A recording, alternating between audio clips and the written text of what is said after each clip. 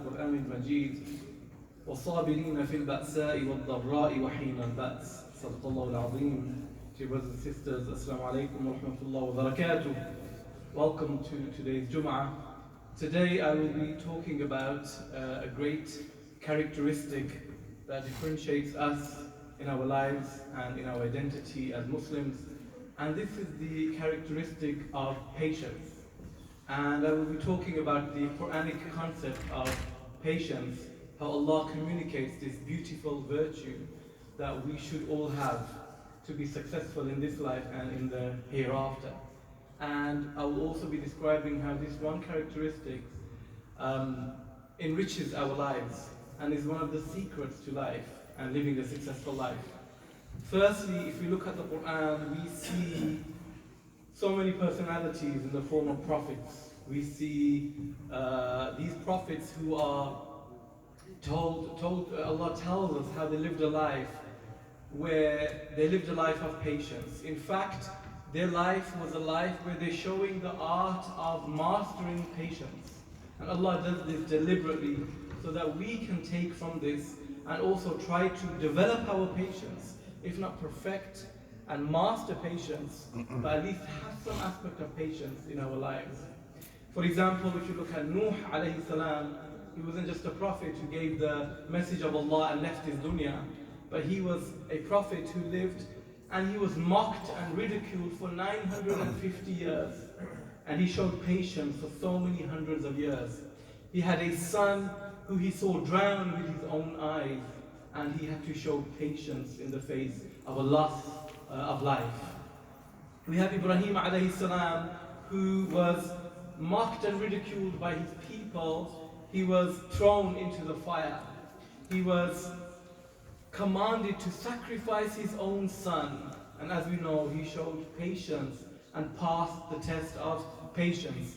We have Musa alayhi salam, who in the Quran we are shown is given trial after trial after trial. When he met Khidr alayhi salam in Surah Al-Kahf, we talked about Allah sent him to this noble and wise personality who is also a prophet, so that he will learn patience.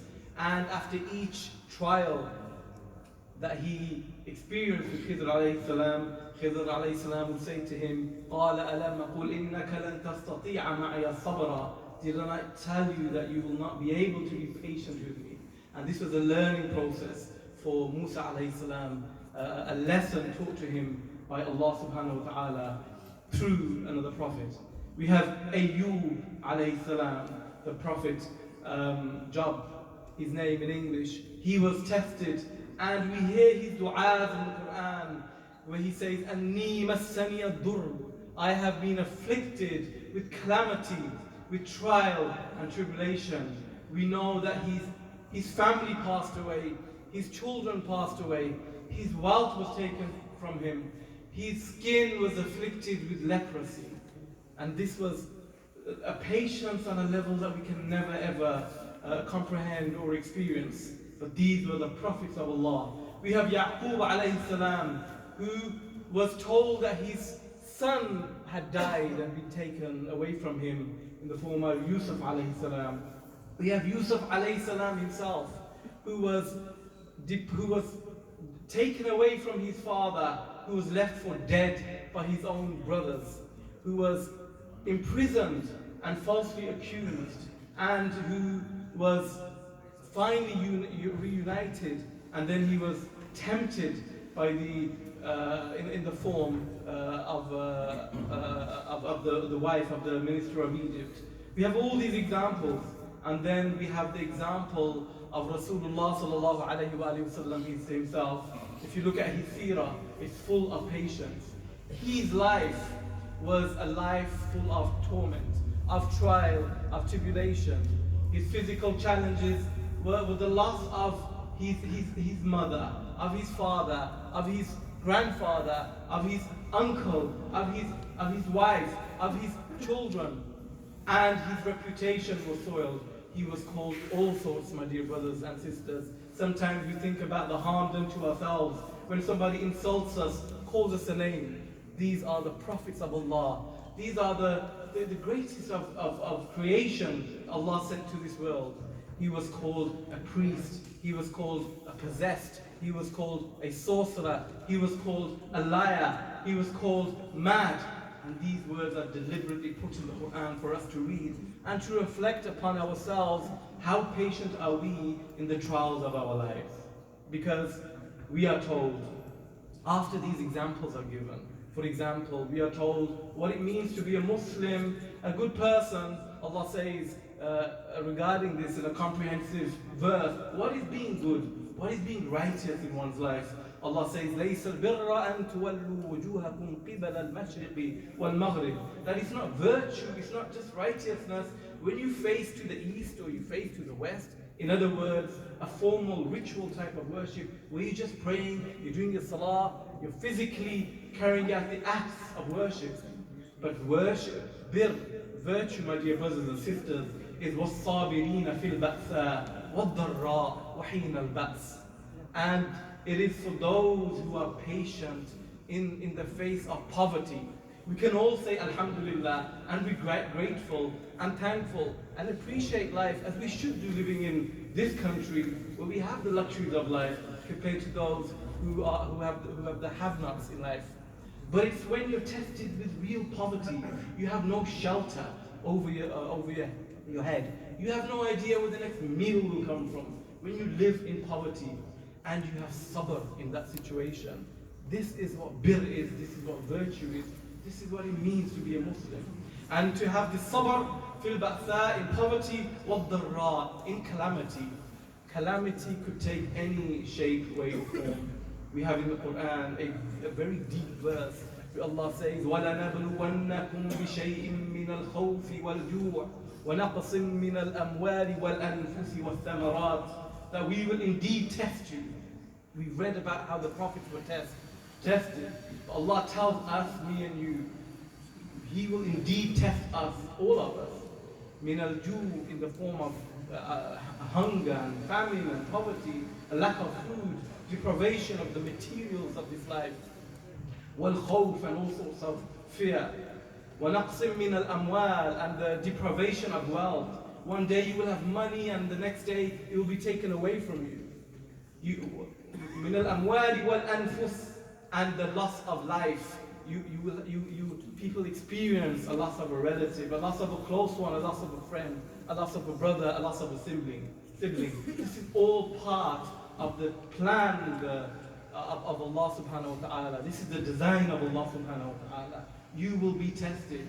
So when you see somebody who has lost this, and he has lost that, and he's in this may well be a trial of their lives, which Allah is saying. It is not for us to judge that person because their rank may be exalted in the eyes of Allah subhanahu wa ta'ala. They're being tested in the same way that the Anbiya were tested. And then Allah says, who are those people who are successful? After this verse, Allah subhanahu wa ta'ala says, الَّذِينَ إِذَا أَصَابَتْهُمْ مُصِيبَةٌ. And for those people who are afflicted by musibah, a calamity, a trial, a tribulation, what do? They say, إِنَّا لِلَّهِ وَإِنَّا إِلَيْهِ رَاجِعُونَ. To God we belong, and to Him we return. If we look at the definition of success in the Quran, we're told in a very comprehensive surah, Surah Al-Asr, Wal-Asr, where Allah does a qasam on time. He says, I do qasam on time. That innal insana lafi khusr, that mankind, we may think our lives are important and significant, but our lives are nothing. Our lives are khusr. We are always in a state of loss. إِلَّا الَّذِينَ آمَنُوا, except those people who believe, وَعَمِلُوا الصَّالِحَاتِ, and do something positive in their life. وَتَوَاصَوْا بِالْحَقِّ, and they enjoin each other, they encourage each other to do good things. And وَتَوَاصَوْا بِالصَّبْرِ, and they are not only patient themselves, but they enjoying patience for others. They are role models of patience. When you see this type of Muslims, it inspires patience in yourself. And this is the definition of sabr. In fact, Allah loves patience so much. Very rarely do you have the word love in the Quran where Allah says He loves a certain type of person. Very rarely. But when it comes to patience, Allah said, وَاللَّهُ يُحِبُّ الصَّابِرِينَ, that He loves the people who are patient. In fact, in another ayah, He says, إِنَّ اللَّهَ مَعَ الصَّابِرِينَ. But He's not used an adjective, He used the preposition of ma'a. Ma'a means to be physically close to somebody. And He says, I am with the patient. So when you lose something in life, then remember Allah is with you. Regardless of whether anybody else is there for you, remember Allah is always there. And this was the experience of the Sahaba. For example, when we have the wars of Badr and Uhud, they would be concerned that they would be outnumbered, for example. And the advice from Rasulullah sallallahu alaihi wasallam was be patient. And the verse was revealed, إِن يَكُن مِّنكُمْ عِشْرُونَ صَابِرُونَ يَغْلِبُوا مِئَتَيْنِ. That for those of you that are patient, that for each patient person on the battlefield, you are equivalent to 10 people, i.e. 20 of you are equivalent to 200 of them. So a patient person has more strength than 10 people who have no patience. In fact, Allah subhanahu wa ta'ala said in another verse, بَلَا إِن تَصْبِرُوا وَتَتَّقُوا وَيَأْتُوكُم مِّن فَوْرِكُمْ هَذَا يُمْدِدْكُمْ رَبُّكُم بِخَمْسَةِ آلَافٍ مِّنَ الْمَلَائِكَةِ مُسَوِّمِينَ. That those people that were doing jihad in the way of Allah, saying that if you're patient and if you have taqwa, the verse goes on to say that you will be given the assistance of 5,000 angels to help you on the battlefield. These aren't verses revealed just for that time, my dear brothers and sisters. If these were matters of life and death, these were matters of the nature of Islam, the future of Islam, which was under threat itself. And yet in our lives, we think about small things in our lives, our businesses, our bills, our small stresses in our life, and so on. These verses, Allah has promised the help of the angels for the Sahaba. And indeed, this is the help that we will have in our lives if we have sabr. Allah says, have sabr.